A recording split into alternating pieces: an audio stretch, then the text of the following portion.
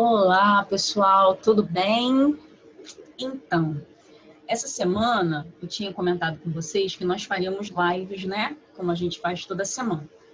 Mas apareceu uma situação, então essa semana eu não vou poder fazer live com vocês, mas eu vou gravar todas as aulas de revisão, tá bom? Vou postar aqui nos horários das nossas aulas e vocês vão poder visualizar os vídeos. Se vocês visualizarem os vídeos e ainda assim ficar alguma dúvida, manda uma mensagem para mim lá no Google Classroom, que eu vou esclarecer a dúvida, vou responder, vou dar o meu jeito de falar com vocês, de entrar em contato com vocês, tá bom? Vamos para a revisão? Vamos fazer o que a gente tem que fazer? Então vamos lá, né? Bom, a nossa matéria está aí nesses slides de maneira resumida, é claro, tá bom? Então coloquei tudo detalhado, como a gente fez nas aulas, né? Como a gente conversou nas lives, tá? Mas está tudo aqui, tá bem? Então a gente vai fazer essa revisão. Se ficar alguma dúvida, mais uma vez, entre em contato comigo, tá bom? Vamos lá? Então vamos. Nesse primeiro slide, a gente vai falar de concordância nominal. Na última aula, na sexta-feira passada, que nós fizemos a live, eu até coloquei umas questões de concursos para vocês resolverem, né? E foi uma corrida para colocar a resposta no chat, para ver quem acertava, quem não errava. Foi muito bom. E o mais legal é que vocês se interessaram, pediram mais questões, e isso me deixou assim, ó, apaixonado. Eu fiquei feliz pra caramba. Bom, o que é concordância nominal? Concordância nominal é quando você concorda os termos, tá bom? Eles têm que estar todos em concordância, ou seja, o sujeito está no masculino, no plural. Então, os elementos que o acompanham precisam também estar seguindo a mesma linha. Ele tem que concordar em gênero e número, né? Gênero masculino ou feminino, número plural ou singular. Vocês têm aí na tela alguns exemplos, tá bom? Com frases. Inclusive, nas questões que nós fizemos na sexta-feira, né, durante a nossa live, tinha algumas coisas bem parecidas com isso aí. Blusa e sapato novos. Eu estou pluralizando aí porque eu tenho dois elementos novos, a blusa e o sapato, tá? Então, quando eu pluralizo, eu estou falando dos dois núcleos do sujeito nesse caso, blusa, sapato, tá bom? Agora, na segunda frase, blusa e sapato novo. Ok, a blusa está lá, tá? Mas o sapato é novo. Observa que o adjetivo ele só está concordando com o elemento imediatamente anterior, com o núcleo do sujeito, sapato. Nova blusa e sapato. De novo, ó, o nova, o adjetivo, só concorda com a palavra blusa. Nova blusa, né? Que aí eu posso falar nova blusa ou blusa nova, tanto faz, tá? E sapato. Novo sapato e blusa. Na outra coluna aí que nós temos tomate e alface saborosos. Tomate e alface saborosa. Ó, o que é? Só alface. O tomate não, mentira, o tomate também é, né? Mas nessa frase aí, não está se dando essa característica ao tomate. A frase tomate e alface saborosos, tá bom? Saboroso tomate e alface, saborosa alface e tomate. A língua portuguesa, ela te dá várias possibilidades, tá bom? Você precisa estar atento, se atentar. Às vezes a gente dá uma escorregada, a gente não presta atenção, mas se a gente prestar atenção, fica tudo, ó, certinho, tá bom? Então vamos lá. Concordância nominal, então, é a dos elementos que estão próximos ao sujeito, tá bom? Que se referem ao sujeito, ok? Então, fez referência ao sujeito, você olha lá. E o sujeito está no singular, está no plural? Eu preciso colocá-lo no feminino, no masculino? Preste atenção nesse detalhe que é moleza. É só você ficar atento, ok? Vamos para o próximo slide, que vai falar de morfologia e sintaxe. Também expliquei essa diferença para vocês. Morfologia fala das classes gramaticais, que nós já estudamos. Substantivo, adjetivo, pronome, numeral, verbo e assim sucessivamente. São 10 classes de palavras na língua portuguesa, tá bom? E a sintaxe, ela estuda a função de cada palavra numa frase, tá bom? Então, se a frase vai ser, se a palavra vai ser sujeito, se ela vai ser objeto direto, objeto indireto e assim sucessivamente, beleza? Vamos para o próximo. Aí, ó, só para vocês terem uma ideia, eu coloquei também no slide né, as nomenclaturas da morfologia, que são as 10 classes de palavras, e coloquei as nomenclaturas da sintaxe, que são as funções que as palavras exercem na frase, tá? Então, tem lá o objeto, objeto direto, adverbial, junta de nominal. Depois vocês ainda vão estudar, vocês vão chegar lá, tá bom? Mas só para vocês terem uma noção do que é a diferença entre sintaxe e morfologia. Nós também falamos sobre frase, oração e período. Uma coisa que me deixa muito feliz é quando a gente está lá na live, né? O pessoal que está sempre participando da live, mesmo que às vezes eles não usem o áudio para falar comigo, que fazem isso pelo chat, me mostra o quanto vocês estão aprendendo, o quanto o aprendizado, o processo está acontecendo.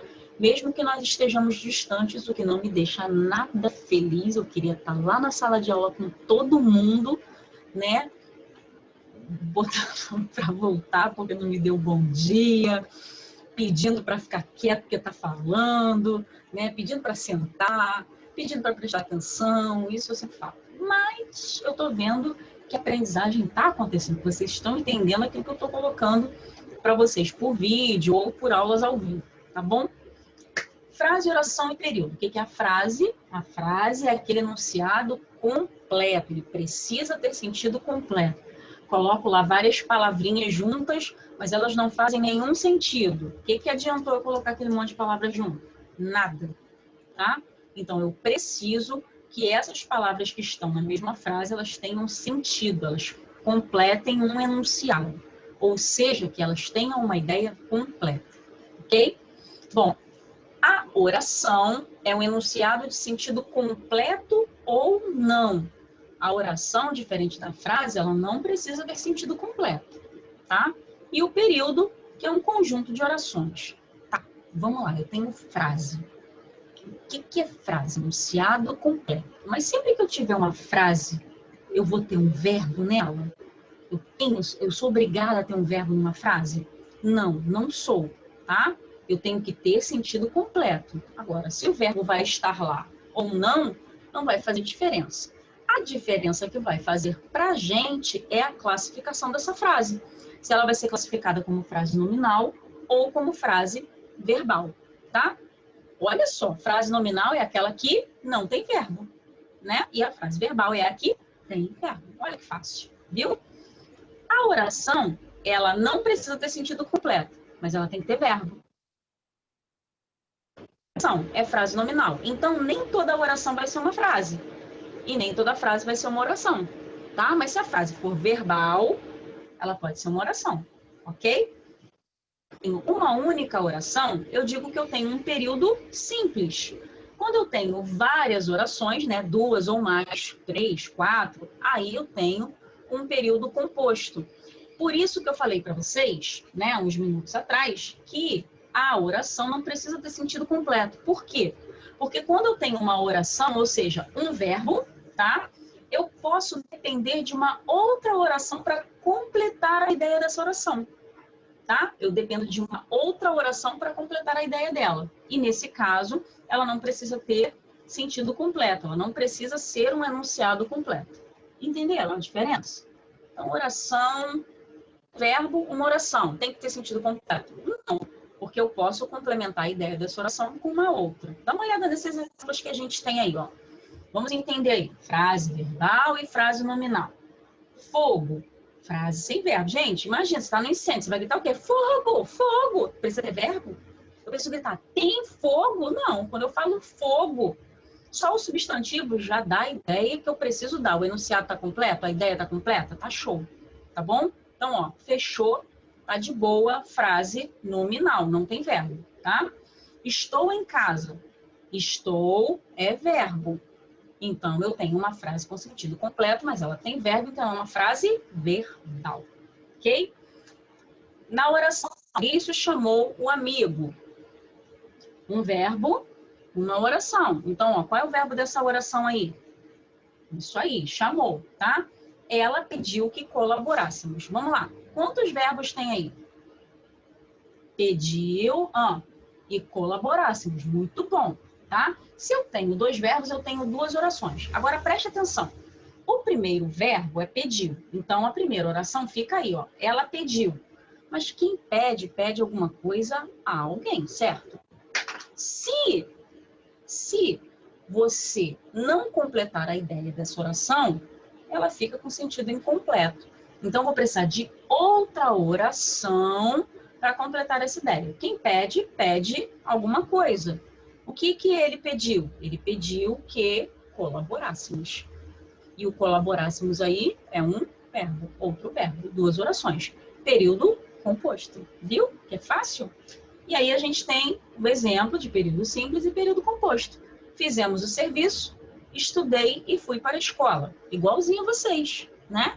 Estudei, depois que estudei, fui para a escola, tá? Duas orações. Nós temos aí dois verbos, o verbo estudei e o verbo fui. Foi? Fácil, né? Tranquilinho. Vamos para o próximo. Termos essenciais, tá? Isso aí faz parte da sintaxe, tá? Se você prestar atenção, tá tudo incluído aí nesse esquema de sintaxe. Qual é a função que tal palavra exerce nessa oração, nessa frase, tá? Sintaxe. A gente falou sobre sujeito e predicado. Sujeito é o termo sobre o qual o restante da oração diz algo. É sobre aquilo ou aquele que se declara alguma coisa, tá? E o predicado é aquilo que se declara sobre o sujeito. É o termo que contém o verbo e informa algo sobre o sujeito. Agora, deixa eu contar um negócio para vocês. Tá vendo esse título aí? Termos essenciais. Bonito, né? A palavra bonita, termos essenciais. São fundamentais numa oração, não podem faltar. Só que a gente já viu que uma oração, ela pode ser uma oração sem sujeito. Então, eu tenho orações que são sem sujeito, porém, contudo, entretanto, todavia, eu não posso ter sem predicado. Então, quem é de fato o termo essencial da oração? É o sujeito ou é o predicado? É o predicado, porque sem ele, não tem como estruturar uma oração, uma frase, tá? Agora, sem o sujeito, tanto faz, tá? Eu posso ter uma oração com sujeito, ou eu posso ter uma oração sem sujeito. Então, o termo, o cara mesmo nessa história aí, é o predicado, porque não dá para fazer frase nem oração sem predicado. Beleza? Show. Galerinha, difícil? Não, né? Então, quando eu quero descobrir qual é o sujeito de uma oração, como é que a gente faz? Eu já contei isso para vocês. A gente faz a pergunta ao verbo, tá bem? Então, Maria estudou para a prova. Quem estudou para a prova? Maria. Então, Maria é o sujeito da oração. E o restante é o predicado. Joãozinho foi ao mercado. Joãozinho e foi ao mercado é o predicado, ok? As alunas altas foram escolhidas para o time de basquete. Quem foram